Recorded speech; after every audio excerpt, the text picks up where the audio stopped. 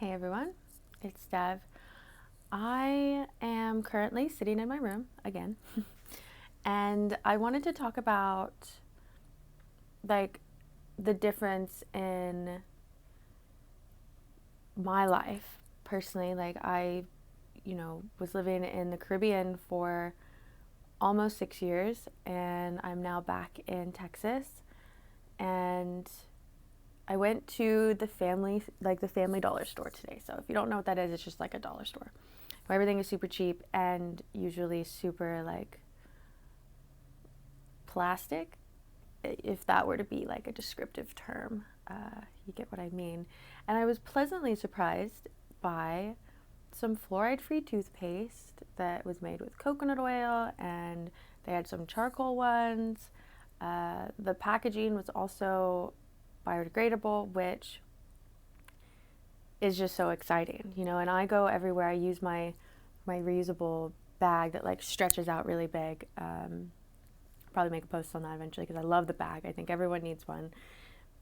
Cashiers are so surprised when I'm like, you can keep putting things in this bag, like it's gonna be fine. And they're like, you want to put more? I'm like, yeah, because it's gonna fit and I don't want to use the plastic bags. Because I've noticed how people really actually just throw like 2 items into a bag, and then, because I guess it seems easier.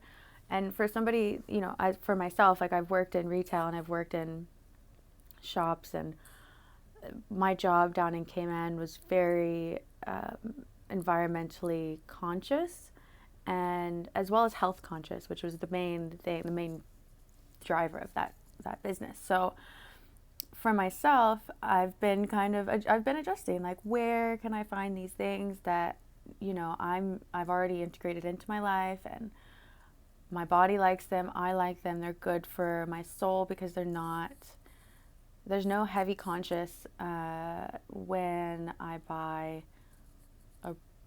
a apple, or say, I mean, apples are all genetically modified, which all food is, by the way, but uh, you know, I've been having this conversation with my 15-year-old sister when we go to the grocery store, and I just put things in the basket and I don't put a plastic bag around them. And she's like, "What are you doing? Don't you need a bag?" And I just say, "No, you don't need one." And with everything that's going on, with current state of affairs with COVID and masks and people being afraid of other people and what is gonna like get them, is just, again, your thoughts create your reality. So if you're thinking those things, then yeah, it is real for you. But I'm telling you, I'm not thinking them, and I'm totally fine. Like, look, healthy, living, sitting on the floor, um, creating a YouTube channel, so, and a blog, and all these other things. But anyways, bigger pictures is I was really quite content with the fact that I could find these products at a dollar store, and they were only like, I mean, they were like $5, so it's not like everything in the store is $1. But again, I'm highlighting the importance of ingredients and knowing where they're coming from, knowing what you're actually contributing to and what you're supporting and what you're funding, because you're funding these businesses and you're funding, wherever you're putting that energy, your energy to and towards. Like when we went to check out and the cashier was putting everything in the plastic bags, and I was like, no, wait, like I have my bag. And like I just pulled out my one little thing that I had in it, and we're putting everything in. And, I was like, we got to do what we can, right? And she was like, yeah, like totally. I love that. And the sad part about it is that because people need money, we work in these jobs that we may not even agree with on a soul level. And over time, that definitely gets to you. And I'm saying this from experience. I used to work, little tidbit, gonna give a story here. I used to work as a bartender, and I did that for 3 years, 4 years, I mean, on and off for probably 4 years. And I worked in a restaurant. I moved from the bar, and then I moved to a new place and started just serving. I told them I didn't want to bartend. They asked me if I wanted to. I ended up bartending a little bit here and there, but I told them like I didn't want to do that because I had personally come to this point where I realized that alcohol was not good for me. It wasn't good for other people in copious amounts, and I was making money off of people poisoning themselves. And I was in essence, I was dealing that to them. It's like, as a bartender, I felt as though I was a drug dealer, not the kind that I think shouldn't even be put in that category. Like if you're selling weed and mushrooms, like you're practically a health practitioner at this point in time and helping the spiritual revolution and of consciousness and people expanding their minds. But the alcohol, you know, my soul was so dissatisfied with what I was doing that it didn't matter how much money I was making, and I was making a lot of money. I think I made like the most amount of money when I was bartending thus far. And you know, I threw up and I went back and forth for a long time because it is also a lifestyle. So coming from that place of understanding and empathizing with people who work in these jobs that, you know, they're not supported to grow on a personal level. And so we actually as individuals have to grab that, use our sovereignty, our freedom, and stand up and say, you know what, like, this isn't okay. This isn't, you know, I have an opinion on this. Like, can we do it a different way? And it starts on that bottom line with the people who are bagging the groceries, who are getting paid minimum wage, who they're just trying to make it by. And that is the system that we've grown up in. That's the system that we live in. And I recently have stepped away from that. You know, back in the day, I chose to move to a health conscious business. And I have had, I mean, technically I still am an employee there, the most amazing boss, you know, somebody who isn't just looking at the numbers, but looks at the numbers, but also looks at the person and at the individual and gives opportunities to grow, to learn, and to teach and to just expand and go off and do your own thing. And I'm very, very appreciative for that. And then now I'm here, again, in the United States, which is very, like, different. And it's taken me a long time to feel comfortable with coming back here. Because I had a lot of issues, because I was going through things on an individual level where I was deprogramming and reprogramming and all of that, right? Which is, if you've gone through that, you know it's a lot. So, and it's a continuous process when you kind of come back around to things and you're like, oh, why am I doing this? Or why do I think this is okay? When actually, like, my higher self is telling me to do it in a different way. So, with that being said, today, that's what's on my mind. This blanket here behind me is made, it is polyester, which, if you don't know, is not a great fabric, but this is made from recycled waste that was in essence going to be incinerated, destroyed, not used for anything, and making those little swaps in our life. And it's not even, you know, if you're not even to the point, you know, I'm going through this with my parents, Pine Sol versus something like vinegar and essential oil. So I actually was like, oh, I'll clean the house. And they were really happy that I had offered to clean the house, and I did. And then they're like, what's that smell? Vinegar and essential oils. But it was so different, and it doesn't smell that great, and there are other alternatives. But to me, it was like, you know, until you know there's another way, or you see there's another way, you're not gonna do anything about it. And as a 25-year-old with parents who were not even 50 yet, and, you know, my family is quite young, we have the power. And even if you're not in that circumstance, you have the power to change and to ignite change and to stand up for what we know is right, what you know is right, whatever that is for you. But I'm learning more and more that collectively and universally there's a way, there is patterns that we follow, or if we followed them, we would be healthier, we would be happier, we would have more energy, we would be able to expand in a way that is growth, and instead of being held down and oppressed, which is in essence what has been happening for more than decades. Like everything that's going on with, I forget the name of the man who was just passed in police custody. And, you know, so talk of racism is everywhere. And it's not funny, but it's something that we all have had on our minds for a long time. We've all either been exercising in our own lives to cut that out, to not allow that to, you know, exist in our field. And our energetic fields are our bubbles that surround us, you know, like that's where your power lies. That's where you have to expand from. So when I talk about the importance of ingredients and what you're putting into your body and bringing in that consciousness, bringing more awareness and your consciousness into what you're purchasing, you know, because we're in a system that is all surrounded by consumerism, or it is consumerism. So you can't, it's hard to just say, I'm going to grow all of my own food. And then, you know, the next day you can build your own meal from your garden that you don't have outside. It's a process. And that is the beauty of it, is that it's nature. We are a part of nature, and we need to understand that and see ourselves as a part of nature instead of being so separate, because things like racism and what's the word I'm looking for? Diversity in people, that's a good thing. We want the diversity. Think about all of the plants. Think if there was only one plant in the world. Like, that doesn't make any sense. That's not what nature intended. So how do we combat it? You turn off the TV and you don't give in to the fear mongering first of all.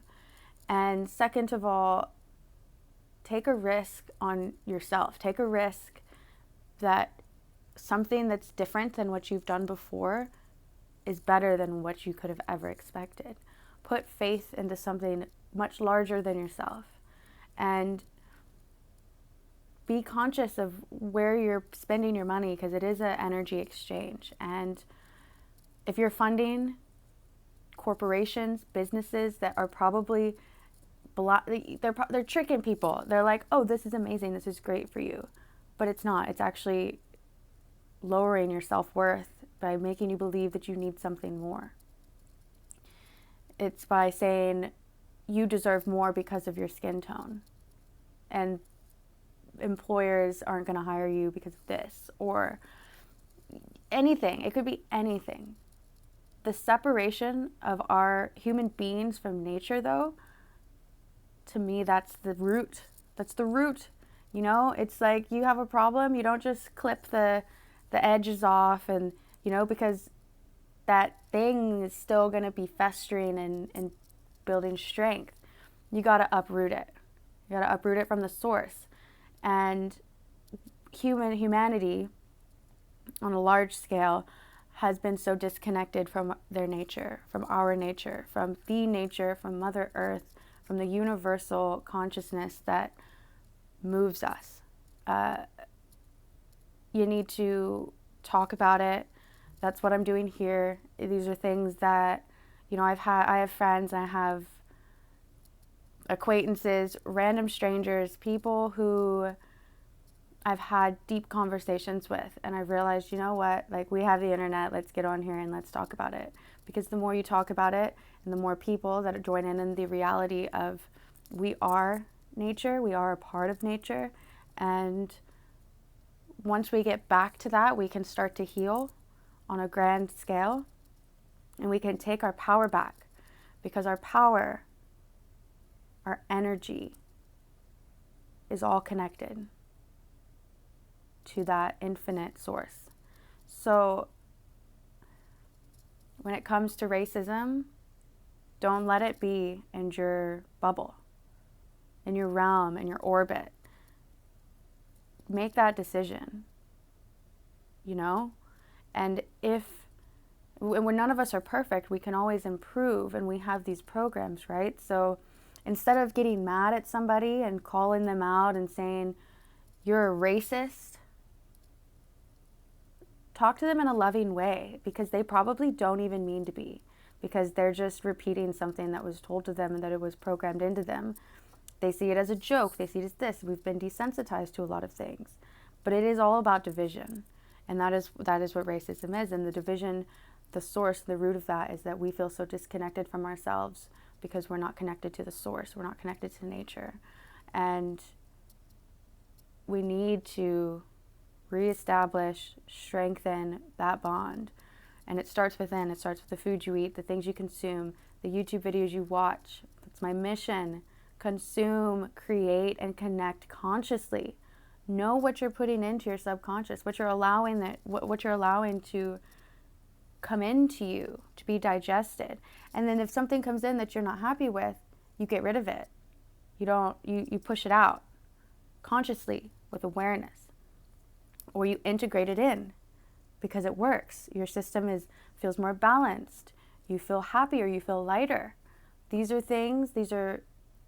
I say things, but they're feelings and they're knowings that come through time and experience.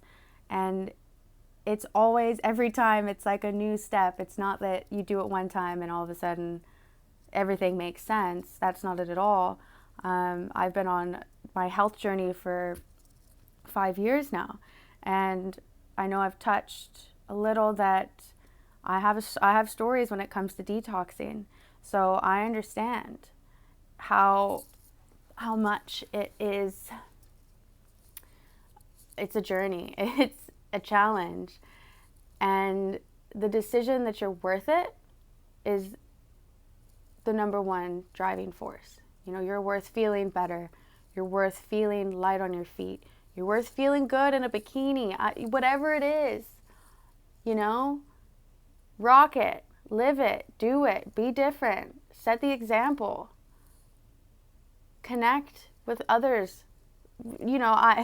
I've met some amazing people by just for some reason, I'm like, hey, my name's Dev. What's up? You seem cool. And then all of a sudden things fall into place and you start to realize like, oh, this is why I was so drawn to this person. But it doesn't just happen like that, and you don't really know until you experience it. So for all the people who are on their journeys for, self-improvement and changing the world and creating the world that we truly want to live in, that we're meant to be a part of, because we are a part of it and we have separated ourselves for so long. Maybe not on a completely conscious level, because it's been happening for a long time. And again, programs have been put into us. It is our job to reprogram. It is our job to heal. It is our responsibility, and we need to become accountable for our actions on all levels. Like somebody who says a racist comment towards somebody, and they think it's funny because they've watched their whole family do it and it's funny and they're laughing, but it's not. And instead of getting angry at them and accusing them of being a racist, empathize a little bit and come from a place of, okay, you said this, A, B, C, D, this, again, 1, 2, 3 is how I see it, and I don't appreciate it. You can't be speaking like that around me. Okay, it's not that you're going to say you need to change, because everybody is sovereign and responsible for themselves. So we can't take on the responsibility to fix other people, but we can respect ourselves enough to make a change in our immediate environment and who we can affect and who, how we affect them. Because going around saying I'm freaking the best whatever isn't gonna help anybody. It really only strokes your ego. So we really want to change. We really want to see a world that our grandchildren can grow up in and feel love, unconditional love, compassion for other people, for ourselves, for nature, for everything that exists. Awareness, and back to my fluoride-free toothpaste. If you don't know, fluoride calcifies your pineal gland. check that out. You may already know. That's great. But truly, detoxing helps.